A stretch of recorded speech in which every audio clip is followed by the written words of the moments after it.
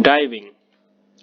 আপনারা যারা সরকারি যানবাহন অধিদপ্তর ড্রাইভার নিয়োগ পরীক্ষায় অংশগ্রহণ করবেন তাদের জন্য আজকের এই ভিডিওতে থাকছে নিয়োগ পরীক্ষার সাজেশন, প্রশ্ন প্যাটার্ন, বিগত সালের প্রশ্ন নিয়ে বিস্তারিত আলোচনা। তার সাথে নিয়োগ বিজ্ঞপ্তি নিয়েও আমরা আলোচনা করব। যেহেতু ভিডিওটি অনেক বড় হতে যাচ্ছে, এই কারণে বলবো যে শেয়ার অপশনে ক্লিক করে আপনারা ভিডিওটি আপনাদের ফেসবুকে পোস্ট করে রাখুন, যাতে ভবিষ্যতে যে কোনো মুহূর্তে আপনি ভিডিওটি খুব ইজিলি খুঁজে পান এবং আপনার জন্য খুবই দরকারি হতে যাচ্ছে ভিডিওটি। তো চলুন দেখে নেই সরকারি যানবাহন অধিদপ্তরে ভারী ড্রাইভার লাইসেন্সধারীদের জন্য 333টি পদে এবং বৈধ হালকা ড্রাইভিং লাইসেন্সের জন্য 73টি পদে আবেদন ছাড়ছে। যারা আবেদন করতে চান তারা এই লিঙ্কে গিয়ে আবেদন করতে পারেন। আবেদনের লাস্ট ডেট 15 ডিসেম্বর 2024। আর আপনাদের আরেকটা কথা বলে রাখি, স্বল্প সময়ে সেরা প্রস্তুতি নিতে চাইলে অবশ্যই গাড়ি চালক জব রিভিউ এই বইটির পিডিএফ আমাদের কাছ থেকে সংগ্রহ করে নিতে পারেন। পিডিএফ মূল্য মাত্র 40 টাকা। যারা নিতে চান তারা এই নাম্বারে হোয়াটসঅ্যাপের মাধ্যমে যোগাযোগ করে পিডিএফটি সংগ্রহ করে নেবেন। তো চলুন প্রথমে দেখে নেব যে কোন কোন টপিকস বললে, কোন কোন বই থেকে পড়লে আপনি 100% প্রশ্ন কমন পাবেন। বাংলার জন্য সন্ধি, বিপরীত শব্দ, সমাস, একতা প্রকাশ, বানান, বাগধারা, সমার্থক শব্দ, কারক, সাহিত্য, এই টপিকসগুলো পড়লে আপনি 100%ই বাংলা কমন পাবেন। কোন বইটা থেকে পড়বেন? বাংলা ভাষা ব্যাকরণ এই বইটা থেকে এবং গাড়ি চালক ড্রাইভার জব রিভিউ এই বইটার পিডিএফ থেকে। আপনারা এখানে যে বইগুলো দেখছেন সবগুলো বই যদি আপনি মার্কেট থেকে সংগ্রহ করেন তাহলে আপনি 3 থেকে 4 হাজার টাকা হয়তো বা পড়বে। আর যদি সবগুলো বইয়ের পিডিএফ সংগ্রহ করেন আমাদের কাছ থেকে মাত্র 100 টাকা রাখবো। আপনারা এই সবগুলো বই থেকে কি করবেন সেই কথাটা আমরা বলে দিই। একটা সুন্দর নোট তৈরি করে নেবেন, কারণ আপনি প্রত্যেকটা বই আলাদা আলাদা পড়বেন বা খন্ড খন্ড করে পড়বেন, আপনি কিন্তু মনে থাকবে না। কি করবেন, ধরুন যে বাংলার জন্য একটা নোট খাতা তৈরি করবেন, শুধু বাংলার জন্য কোন কোন টপিকসের উপর, শুধু এই টপিকসগুলোর উপর। প্রথমে কি করবেন, সন্ধি লিখবেন। সন্ধি লিখে এই বইটাতে যতগুলো সন্ধি আছে এবং এই বইটাতে যতগুলো সন্ধি আছে সব একখানে করবেন। এই যে লেখার সময় আপনি যে একখানে করতেছেন এর ফলে কি হলো, আপনাকে কিন্তু পড়াও হয়ে যাচ্ছে, লেখাও হয়ে যাচ্ছে, ফলে সন্ধিগুলো আপনার মুখস্থ হয়ে যাচ্ছে।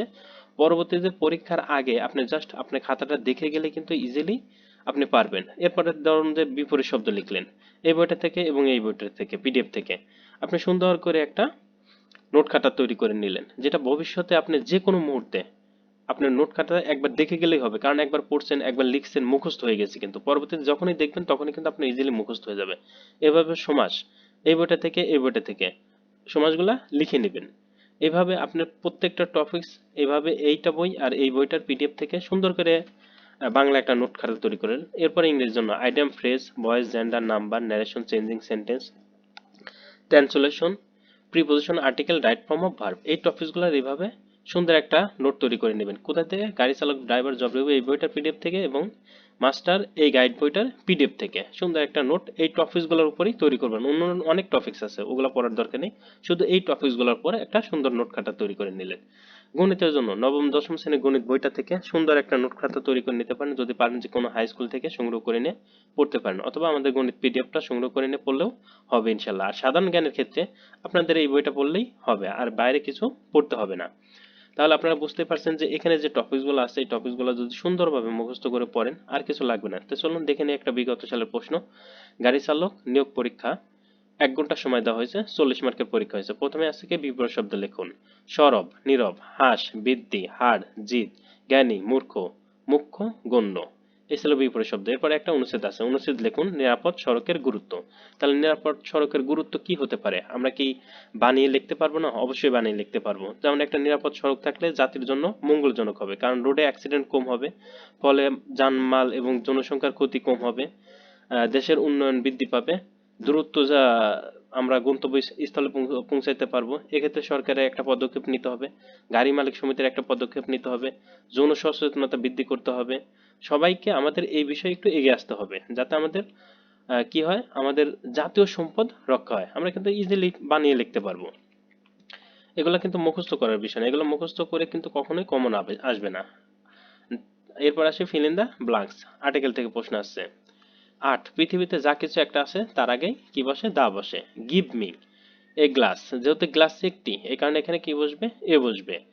ইংলিশ ইজ ইন্টারন্যাশনাল ল্যাঙ্গুয়েজ, যেহেতু ইংরেজি একটা ইন্টারন্যাশনাল ল্যাঙ্গুয়েজ এই কারণে এখানে এ বসতো, কিন্তু এটা ভাওয়েল থাকার কারণে এখানে আমাদের অ্যান বসাইতে হবে। My last holiday fantastic. এখানে কিন্তু কোনো ভার্ব নেই, এই কারণে আমাদের কি বসাইতে হবে, একটা বি ভার্ব বসাইতে হবে।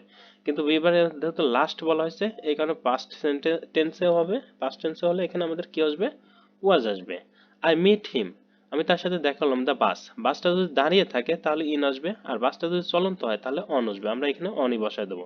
Right a paragraph on my village, my গ্রামের সম্পর্কে একটা প্যারাগ্রাফ লিখতে হবে। এটা কিন্তু বেশি কঠিন না, মানে আমার গ্রাম কোথায় অবস্থিত, গ্রামে কতগুলো জনসংখ্যা আছে, এই জিনিসগুলো আমরা একটু ট্রান্সলেট করে দেওয়ার চেষ্টা করব। এরপর আসি, এক হালি ডিমের দাম 40 টাকা হলে 160 টাকা দিয়ে কয়টি ডিম পাওয়া যাবে। তাহলে আমরা কিন্তু অনেকেই কি করব, জাস্ট মনে মনে অঙ্ক করে এরকম সমাধান উত্তর লিখে দিয়ে আসবো, এক্ষেত্রে কিন্তু আপনি 0 মার্ক পাবেন। আপনাকে ডিটেলস করে দিয়ে আসতে হবে। কিভাবে, আমরা যেভাবে এসএসসি পরীক্ষায় ডিটেলস গণিত করে উত্তর করছি ঠিক সেভাবেই। যেমন এখানে আমরা জানি 1 হালি সমান সমান 4টি, 4 টাকায় পাওয়া যায়, 40 টাকায় পাওয়া যায় 4টি ডিম, 1 টাকায় পাওয়া যায় 4/40, 160 টাকায় পাওয়া যায়। ক্যালকুলেশন করলে আমাদের 16টি ডিম উত্তর। এরপর আসি, এক্স প্লাস 1/x সমান সমান 5, এক্স মাইনাস 1/x সমান সমান 1/5 হলে x square minus 1/x square মান কত। আমরা ক্যালকুলেশন করলে উত্তর 1 আসবে। এটা ক্লাস 10-এর অঙ্ক, এটা ক্লাস 8-এর অঙ্ক। এরপর আসি, গাড়ি চালক বিষয়ে কিছু প্রশ্ন থাকবে, যে প্রশ্নগুলো আপনাদের কাছে যারা প্রকৃত ড্রাইভার বা যারা এই চাকরিতে নিয়োগ পাবেন তাদের কাছে কিন্তু একদম ইজি হবে। যাদের ড্রাইভিং লাইসেন্স আছে তারা কিন্তু ইজিলি উত্তর করতে পারবেন, কারণ এখান থেকে খুব আহামরি কঠিন প্রশ্ন করা হয় না। সাপোজ এই একটা প্রশ্ন, মোটরযান সার্ভিসিং এর কি কি কাজ করতে হয়, অর্থাৎ মোটরযান আমরা যে সার্ভিসিং করি সেই সময় আমাদের কি কি কাজ করতে হয় জেনারেলি। আমাদের সাধারণত নিচের সব ফুয়েল ওয়েল লেভেলগুলো দেখে নিতে হয়, প্রয়োজনে সেগুলো পরিবর্তন করতে হয়। তার মধ্যে কি আছে, ইঞ্জিন অয়েল দেখতে হবে, লেভেল দেখতে হবে, যদি প্রয়োজন হয় পরিবর্তন করে নিতে হবে।